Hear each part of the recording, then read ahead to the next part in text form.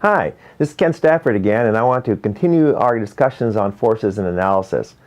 This will be the third part of this series.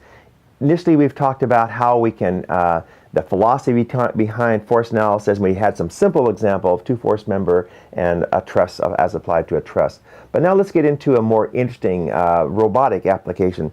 If you have a robot, for example, that's designed to go on a variety of terrains, it's one interesting aspect of it is what can it do? What is the steepest angle it can climb? Well, there are three limitations that could occur. One is that it could climb and climb and climb until it actually tips over. Another could be that it climbs until the point where the driven wheels, in this case we're going to say rear-wheel drive robots, that they spin out and limit it. And the final case would be when it climbs to the point where the motors don't provide enough torque to actually get it going any further. So with this in mind, let's see how we could attack this more interesting problem. So let's look at the first incidence. In this case, we're going to assume that the robot is going to be powerful and have enough grip so that it actually capsizes, loses stability before it's limited in any other manner. So the first thing we do, we see the robot coming in here. We're going to draw all the forces that belong on it. Certainly there is a weight vector. There are 2 points of contact, A and B, as you can see, and of course they would have normal forces that we're projecting to keep the robot from accelerating downward. We'll draw those in. We'll label them normal A and normal B. Now, since we're talking about a grade, we need to shift this thing up to some angle alpha. Notice that the weight vector has been shifted as well, because it's clearly not normal to the surface, but rather goes to the center of the Earth. Now, if we look at this now, you can see that there is a force imbalance. So there must be something that keeps it from going down the slope. And that would, of course, be the force applied by the driven wheels, and we call that the force of friction at point A. It is directed in a path such that it keeps the robot from going downhill. Adding the rest of the essential geometry, we need to know the wheelbase, the distance between the two normal forces, and the geometry of where the center of gravity is located. With this, we would then have our last item to put in, which would be, of course, the coordinate system. If we look at our diagram, we would notice that almost all the dimensions are orthogonal or normal to the surface that is tilted. It makes sense, therefore, for our coordinate system to be similarly tilted. Having done that, now we simply go into the equations of equilibrium, which are just be a mathematical representation of what we just drawn. Summation of forces in the x direction will now equal, of course, just the force of friction we have on the rear wheels minus the x component of the 2 pounds of the overall weight. Similarly, in the y direction, we would have the sum of both of the normal forces in the positive sense, and then minus the y component of the 2 pounds of the weight. The final equation of our system of equations of equilibrium would be the summation of moments. In this case, the moments will all be in the z direction based upon our selected system. But of concern is which point would we like to calculate those moments about. If we look at a free body diagram, we would see that two of the unknown forces, the friction force and the normal in the A, occur at point A. Therefore, those would disappear and not appear, rather, in the summation of moments about that point. So we'll select that point. So we're going to consider the summation of moments in the z direction about point A. The weight of the robot will cause a moment about that point, but we need to break that into two components, both the x and the y components. If we look at the x component first, we would see that that part would be multiplied by the y distance, which would be 3 inches, and that would be in the positive sense based upon our selected coordinate system. And then we would see that the y component would be only affected by its moment arm, which is 2 inches, and that would be in the negative sense. Additionally, we have the unknown normal at point B. It is going to be affected by its total of 10 inches, and that would also be in the positive direction. So that is, the summation of all these must, of course, equal 0 for it being static equilibrium. If we look now, we'd see, oh, we have too many unknowns. We have 4 total unknowns, but only 3 equations. This would tell us something that we need to do we need to look at the problem one more time to see how we can resolve this. Since we're interested only at the point where the robot reaches its limit of stability, where it tips over point A, that means that at that limit, the normal at point B would actually go to 0. So we can therefore eliminate it from the moments equation. And simplifying that equation now, we come down with a very simple trig situation, which says that the tangent of that alpha must equal 2/3. Resolving that, we know that that means that the maximum angle that this robot can climb based upon stability is approximately 34 degrees. Going further though, we could also recognize a familiar physics relationship here, which says that the arctangent of a body at the limiting slope, if it's all being driven, is equal to the coefficient of friction. So if I wanted to go back, I could see now that the coefficient of friction on the rear wheels must be at least equal to 2/3 or 0.67 for this robot to be limited by its stability rather than traction. Let's go on to the second limiting feature. Let's say that the coefficient of friction was not equal to that. In other words, it spins out before it capsizes.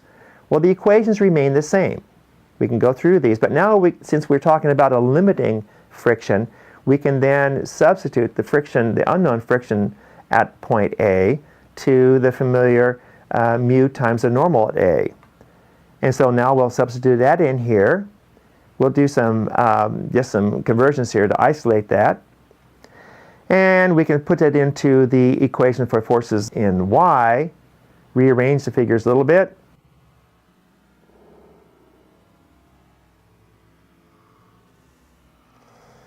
And we can come up with a single equation now that has only the unknowns of alpha and the coefficient of friction.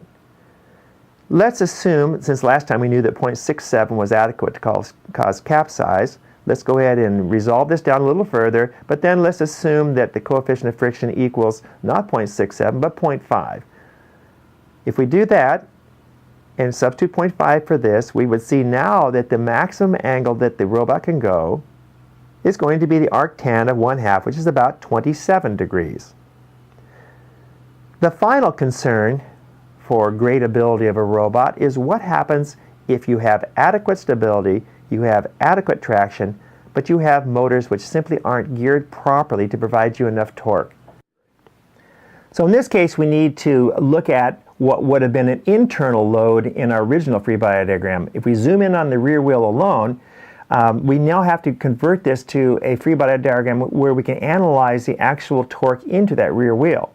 So the first we need to do is understand that we don't look at the chassis anymore at all. We simply look at the rear wheel. We understand that there still will be the same normal at A. There'll still be a force of friction as shown here, but the weight of the robot no longer represents itself as before. Now the only interaction between the wheel and the outside is through the axle. The 2 pounds of the robot will actually resolve itself into a couple of components. We'll call those unknowns. We'll put one downward saying it's a force in the Y direction and one downslope which would be the force in the X direction. But since it's a driven axle, we must also add one final impetus at this, which will be the unknown torque at the axle. In our case, however, the unknown torque is known as 0.75 inch-pounds of torque. So now we have a complete free body diagram with shy an essential bit of geometry. And that geometry would have to be now the diameter, or more properly, the radius of the wheel. So we'll put that in here, and now we have everything we need to solve the problem. Now let's look at the system of equations for equilibrium for this particular free body diagram. In this case, actually, we can just look at one equation. Let's look at the sum of moments. And again, it would be about the z-axis. And because we have these two unknowns, Fy and Fx, a good reasonable choice would be to pick that point at the axle as the point to consider. So the summation of moments about the z-axis about the center of the wheel then would equal the only force which has an offset, which would be the force of friction, and that would be times the radius, that would be in the positive direction, minus this 0.75 inch-pounds of torque which our motors provided. Solving this equation, we come up quite easily that the force of friction at that rear wheel then must equal the 0.75 pounds. Having resolved this, now we can go back to our original set of equations for the entire chassis. If we look at that, recall that the summation of forces in the x direction was going to be the force of friction minus 2 times the sine of alpha. Knowing that the force of friction in this case must be 0.75, we simply do the mathematics on here and we find that eventually that the alpha, the limiting angle based upon the maximum torque we can put to the motors, put to the wheels rather, is going to be approximately 22 degrees.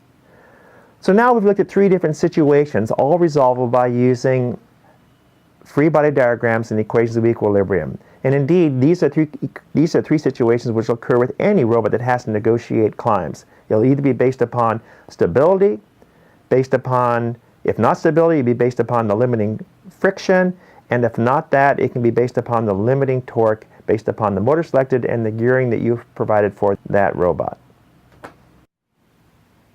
So that concludes our series on force analysis. And even though we've touched on a very useful case, that of the gradability of a robot, I want you to all understand that you can use this same policy, this same philosophy of force analysis through free body diagrams to attack a myriad of robotic issues. Just recall that every free body diagram has to have only three elements. All the unknown and known forces which are external to how you've drawn your free body diagram, just the essential geometry which defines how those forces interact, and then, and very importantly, a logical and reasonable coordinate system. When you look at that drawing and you're sure it's right, then you simply convert it mathematically into a series of equations, and having done that, you can solve all sorts of real hard engineering problems.